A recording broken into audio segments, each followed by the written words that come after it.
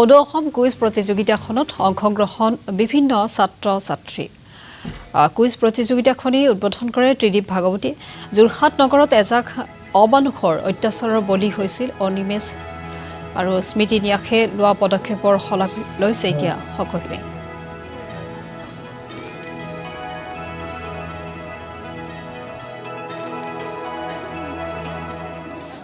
তেখেতৰ দুৰ্ভাগ্যজনক ঘটনাটো কেৱল এই অঞ্চলৰ বাবে নহয় জাতিটোৰ বাবে বৰ দুৰ্ভাগ্যজনক ঘটনা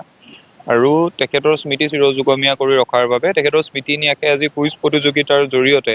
এই অঞ্চলৰ উঠি অহা প্ৰজন্মটোক অনুপ্ৰেৰণা দিয়াৰ লগতে নজনা কথাৰ সন্ধান কৰাৰ বাট এটা দিছে যিটো মই ভাবো আমি অসমত বিভিন্ন স্মৃতি ন্যাস দেখো কিন্তু কোনো স্মৃতি ন্যাসে এনেকৈ কুইজ প্ৰতিযোগিতা আয়োজন কৰি তেখেতৰ জন্মদিনটো পালন কৰা আমি খুব কম দেখো সেইটো এটা বৰ আদৰণীয় আৰু ভাল লগা পদক্ষেপ আমি এই কথাই আশা কৰিম এই সকন্দগুৰিৰ ভূমি বৰ পবিত্ৰ ভূমি কাৰণ ইয়াত অনিমেষ দাৰ জন্ম হৈছিল অনিমেষ দাই ইয়াত নিজৰ চিন্তা চৰ্চা কৰ্মজীৱন চলাই নিছিল গতিকে আমি এই কথাই আশা কৰিম এই অঞ্চলৰ প্ৰতিগৰাকী উঠি অহা কণ কণ ছাত্ৰ ছাত্ৰীৰ মাজত তেওঁলোকৰ প্ৰতিভাৰ মাজত তেওঁলোকৰ কৰ্মোদ্দীপ্ত চেতনাৰ মাজত অনিমেষ দাৰ পৰিয়ালটিয়ে তেওঁলোকৰ চকুবোৰত অনিমেষ দাক বিচাৰি পাব আৰু স্মৃতি ন্যাসে কেৱল এই ধৰণৰ অনুষ্ঠানৰ সমান্তৰালভাৱে বৌদ্ধিকভাৱে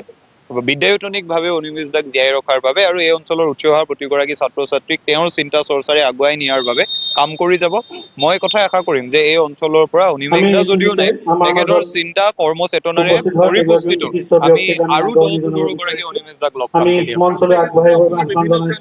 ছাত্ৰ-ছাত্ৰীসকলৰ সাংঘাতিক উৎসাহ আৰু কম বয়সীয়া ছাত্ৰ-ছাত্ৰীসকলৰ বেছি উৎসাহ গতিকে এই অঞ্চলটো কিমান বেছি প্ৰাণবন্ত সেই কথা প্ৰমাণ হৈয়ে যায় গতিকে মই কথাই আশা কৰিম যদিও তেখেত নাই তেখেতৰ চিন্তা চেতনাৰে আৰু 10-15-100 গৰাকী অনিমেষ দাৰ সৃষ্টি হ'ব পৰাকে এই ছাত্ৰ-ছাত্ৰীসকলৰ মাজত প্ৰতিভা আছে আৰু স্মৃতি ন্যাসে সেই ক্ষেত্ৰত অনুপ্ৰেৰণা আৰু প্ৰেৰণা দিব বুলি মই আশা কৰোঁ যিগৰাকী ছাত্ৰ নেতা ইতিমধ্যে